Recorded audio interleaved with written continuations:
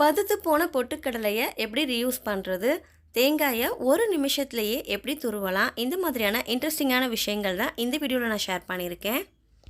So miss பண்ணாமல் video ஃபுல்லாக பாருங்கள். ஹாய் ஃப்ரெண்ட்ஸ், அஸ்ஸலாமு அலைக்கும். இன்றைக்கி மம்மா சமையலில் ரொம்ப பயனுள்ள கிச்சன் மற்றும் வீட்டு குறிப்புகள் தான் பார்க்க போகிறோம்.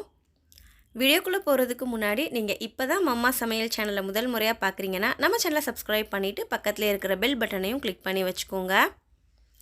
இன்றைக்கி நம்ம பார்க்க போகிற ஃபஸ்ட்டு டிப், வீட்டில் தயிர் உரைய வச்சுருப்போம். ஸோ சீக்கிரமாக அது புளிக்காமல் இருக்கிறதுக்கு அதோட ஒரு சின்ன துண்டு இஞ்சை தோல் நீக்கிட்டு சேர்த்து வச்சுருங்க.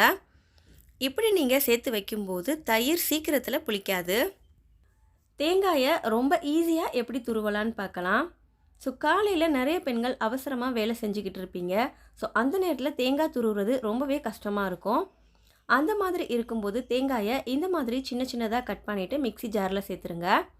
ஸோ இதை லைட்டாக 2-3 டைம்ஸ் பல்ஸ் பண்ணி எடுங்க. தேங்காய் அழகாக சூப்பராக உங்களுக்கு பூவாக கிடச்சிரும். இதை நீங்கள் பொரியலுக்கு, கூட்டுக்கு எல்லாத்துக்குமே யூஸ் பண்ணிக்கிடலாம். ரொம்பவே ஈஸியாக தேங்காய் துருவல் ரெடி பண்ணிடலாம். அடுத்ததாக தட்டு நிறைய வெண்டைக்காய் இருந்தாலும் ரொம்ப ஈஸியாக இதை கட் பண்ணிடலாம். ஸோ இதை கட் பண்ணுறதுக்கு உங்களுக்கு எவ்வளோ வெண்டைக்காய் எடுக்க முடியுமோ நீங்கள் எல்லா வெண்டைக்காயும் ஈவனாக ஒன்று போல் இந்த மாதிரி அடுக்கிக்கோங்க. ஸோ அடுக்கிட்டு இதில் ஒரு ரப்பர் பேண்ட் மாட்டிடுங்க. இப்போ இதை ஒன்று போல் நீங்கள் பிடிச்சிட்டு கட் பண்ணுங்கள். ரொம்ப ஈஸியாக ஒரே நேரத்துலையே நீங்கள் நிறைய வெண்டைக்காய் கட் பண்ணிடலாம். ஸோ பின்னாடி வரும்போது நீங்கள் அந்த ரப்பர் பேண்டை அட்ஜஸ்ட் பண்ணிக்கிட்டே வாங்க. ஸோ ரொம்ப ஈஸியாக எவ்வளோ வெண்டைக்காய் இருந்தாலும் ரொம்ப ஈஸியாக கட் பண்ணிடலாம் பாருங்கள். ஸோ ஒரு தட்டு நிறைய வெண்டைக்காவை 2 ரவுண்டில் ரொம்ப ஈஸியாக கட் பண்ணியாச்சு. ஸோ இந்த மாதிரி நீங்களும் ட்ரை பண்ணி பாருங்கள். அடுத்ததாக ரொம்ப ஈஸியான ஒரு பிரேக்ஃபாஸ்ட் அல்லது ஈவினிங் ஸ்நாக்ஸ் ரெசிபி பார்க்கலாம். கடாயில் 1 கப் அரிசி மாவு எடுத்துக்கோங்க, 1 கப் ராகி மாவு எடுத்துக்கோங்க.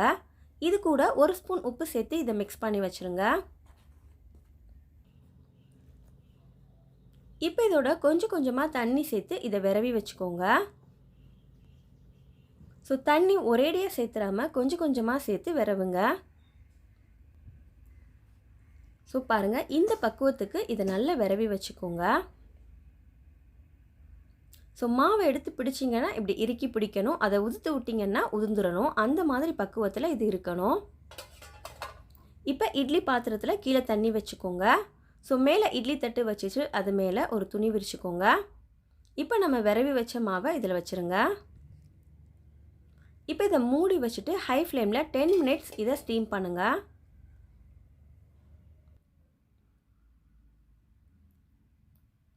இப்போ ஸ்டவ் ஆஃப் பண்ணிவிட்டு ஓப்பன் பண்ணி எடுக்கலாம். ஸோ பாருங்கள், புட்டு நல்லா வெந்துருச்சு. இப்போ இதை வேறு பாத்திரத்துக்கு மாற்றிடலாம். சூடாக இருக்கும்போதே இதோட நெய் சேர்த்துக்கோங்க. இது கூட தேங்காய் துருவலும் சேர்த்துக்கோங்க. கடைசியாக இனிப்புக்கு வேண்டிய அளவு சுகர் சேர்த்துக்கோங்க. இப்போ இது எல்லாத்தையும் நல்லா மிக்ஸ் பண்ணி விட்டுருங்க. அவ்வளோதான் பாருங்கள், ஹெல்த்தியான ராகி புட்டு. ஸோ ரொம்ப டேஸ்டியாக இருக்கும். குழந்தைங்களுக்கு கொடுக்கறதுக்கு ரொம்ப ஹெல்த்தியாகவும் இருக்கும். இந்த மாதிரி நீங்களும் செஞ்சு பாருங்கள். செஞ்சு பார்த்துட்டு எப்படி இருந்துச்சுன்னு எனக்கு கமெண்ட் பண்ணுங்கள். அடுத்ததாக கிச்சனில் உப்பு ஸ்டோர் பண்ணி வைக்கும்போது நம்ம ஈரக்கையோடு பிளங்கியிருப்போம். அல்லது மழை காலமாக இருந்துச்சுனாலோ உப்பில் நீர் கோத்து அப்படியே சொதன்னு ஈரமாக இருக்கும். அந்த மாதிரி இருக்காமல் உப்பை எப்படி ஸ்டோர் பண்ணி வைக்கிறதுன்னு பார்க்கலாம். உப்பு எப்போவுமே செராமிக் ஜாடியில் ஸ்டோர் பண்ணி வைங்க. அல்லது பிளாஸ்டிக் கண்ணாடி டப்பாவில் ஸ்டோர் பண்ணுங்கள். சில்வர் டப்பாவில் ஸ்டோர் பண்ணாதீங்க.